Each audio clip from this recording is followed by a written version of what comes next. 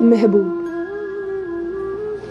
میں جانتی ہوں کہ میں کسی کو باندھ کر نہیں رکھ سکتی، اپنے ساتھ کسی کو مجبور نہیں کر سکتی، اور وہ میرے علاوہ کسی اور کو سنے نہ سنے یا کسی سے بات کرے یا نہ کرے، ایسا ممکن ہی نہیں ہو سکتا۔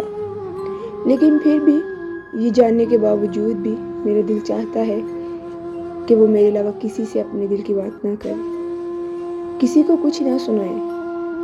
اس کے لیے بہترین سامع میں ہی ہوں، دوست بھی میں ہی ہوں، اور جہاں اسے کسی دوست کی ضرورت پڑے وہ مجھے دوست بنا لے، جہاں اسے محبت کی ضرورت ہو وہ مجھے اپنا محبوب بنا لے۔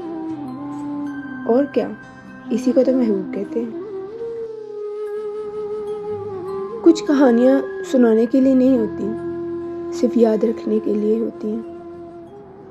ایسے ہی ایک پرانی کہانی میری آنکھوں پر جم کے رہ گئی ہے۔ شاید اس لمحے کو جی چکی ہوں، شاید جس کے بعد زندگی کا ہر لمحہ اسے چھوٹا لگتا ہے، اور وہ ایک لمحہ جس کے بعد زندگی جی نہیں جاتی، گزاری جاتی ہے۔ باتوں کو نہ بھلانے کی عادت ڈال لیجیے۔ ہر بات کو یاد رکھنا اپنے دماغ کا سکون خراب کرنا اور اس کے بڑھانے بنانا ہوتا ہے، اور کچھ نہیں ہوتا، اور انسان چلتی پھرتی ایک لاش بن جاتا ہے۔ زندگی کے کچھ مقامات پر نہ لاپرواہ ہی رہنا چاہیے، کیونکہ جس طرح ہر بات کہنے والی نہیں ہوتی نا، بالکل اسی طرح ہر بات سننے اور سنانے والی بھی نہیں ہوتی۔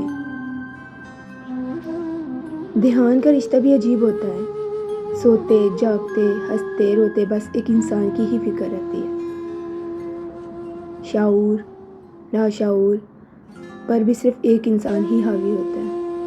سچ کہوں تو مجھے دھیان کا یہ تعلق بہت اچھا لگتا ہے۔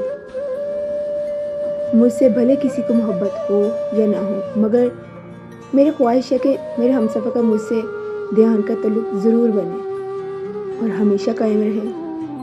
بہت ہی خوبصورت اور انمول رشتہ ہوتا ہے یہ دھیان۔